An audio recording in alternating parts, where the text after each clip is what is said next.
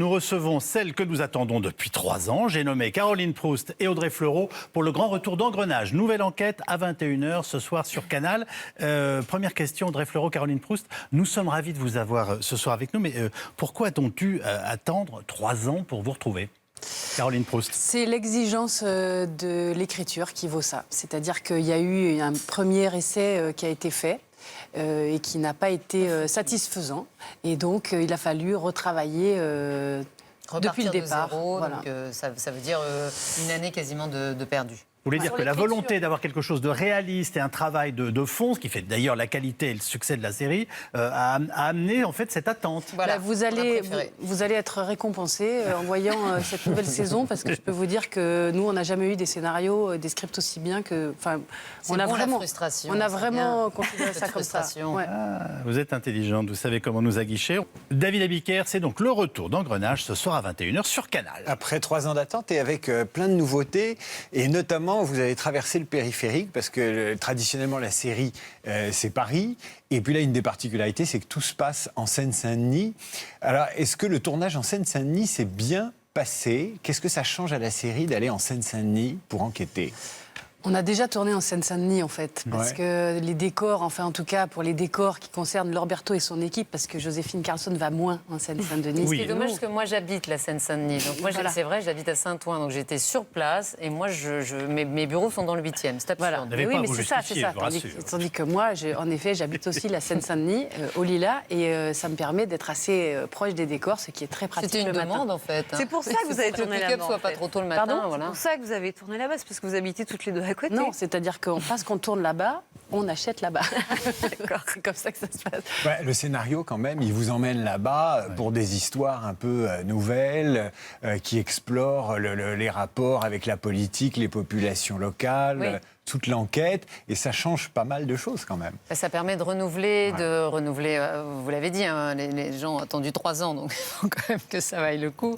Effectivement, ça permet de délocaliser l'histoire, ça permet aussi d'aborder des sujets un peu différents. C'est-à-dire qu'il se passe beaucoup de choses dans ce département. Et comme le commissaire Herville, on va le retrouver commissaire d'une ville qui s'appelle Cléry-sous-Bois. Voilà. On traduit. Voilà, on traduit. Et donc, évidemment, ça va nous amener sur ces décors-là. Et c'est des décors qui sont sensibles. Mais on a eu une directrice casting figuration qui a fait un travail remarquable de ville en ville. En fait, elle caste les acteurs, les figurants dans une ville qui vont aller tourner dans une autre ville. Si bien que ça crée des complications. Quand on arrive dans la nouvelle ville, ils disent « Ouais, mais pourquoi vous ne prenez pas les gars de chez nous ?» Sauf que ça ne se fait pas à la dernière minute. Donc, du coup, il y a des espèces de petites... Alors après, il faut réengager des nouveaux figurants dans cette ville-là qui vont aller tourner et ça se reproduit comme ça. Donc, des fois, c'est un petit peu tendu. Mais bon, globalement, ça s'est bien passé. Sauf le 14 juillet. On a tourné le 13 juillet et on a eu quand même un peu des poubelles enflammées près des carraloges et tout ça. C'était un petit peu tendu, ouais. On regarde la bande-annonce de la saison de ce soir, 21h. Avec plaisir. Je suis juge d'instruction. Vous présentez des troubles de la mémoire et vous continuez d'exercer ? Je veux juste savoir qui m'a fait ça. J'ai 15 ans de PJ, monsieur. Je pense avoir fait mes preuves. Là, il se retrouve nez à nez avec un mec découpé en morceaux, tu vois, c'est tout drôle. Vous avez voulu cette affaire, Laure, vous l'avez.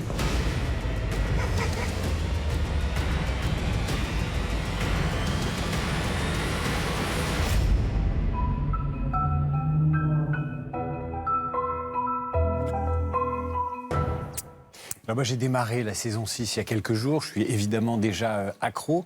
Ce qui m'a surpris, parce que je découvrais la série, même si je la connaissais, mais je me suis remis dedans.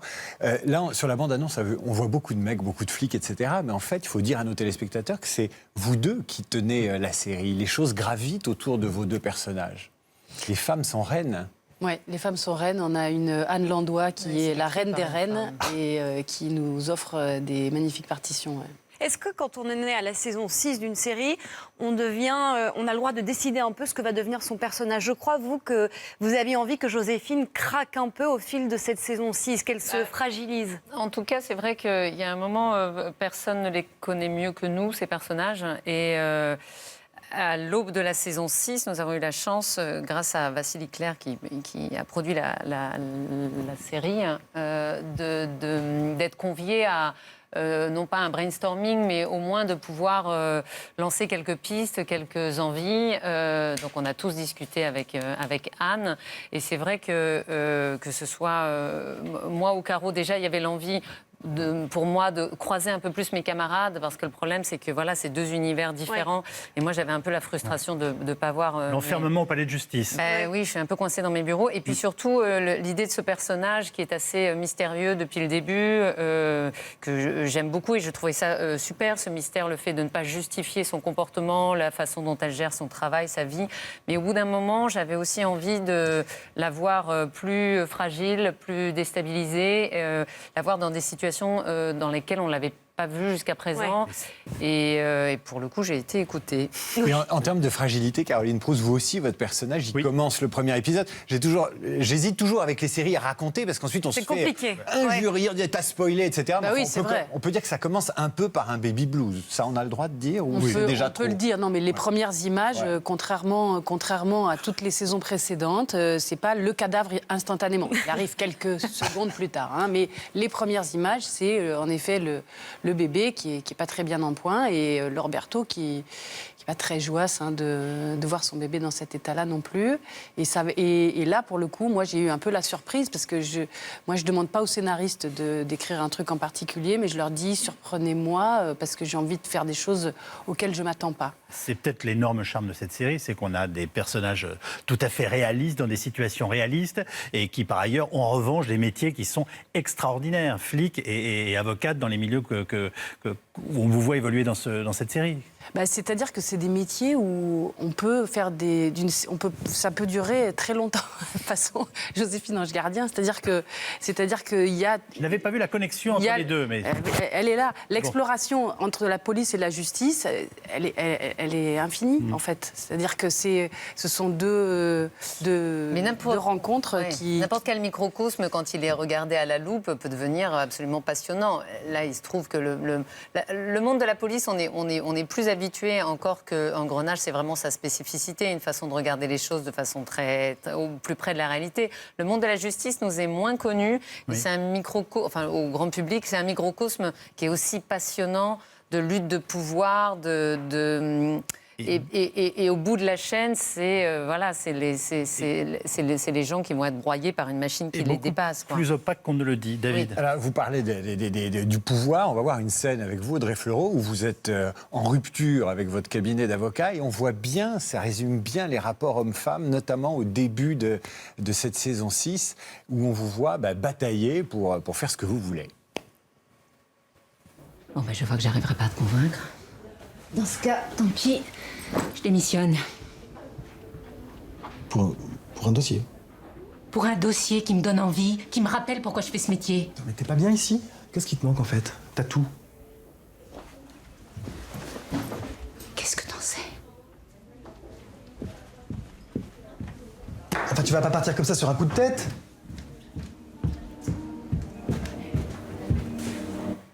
Mais moi, c'est ce qui m'a fasciné dans ce début de série, c'est que les mecs vous empêchent, ils vous emmerdent, ils sont avec vous, ils vous mettent des bâtons dans les roues. Vous, c'est pareil, Caroline.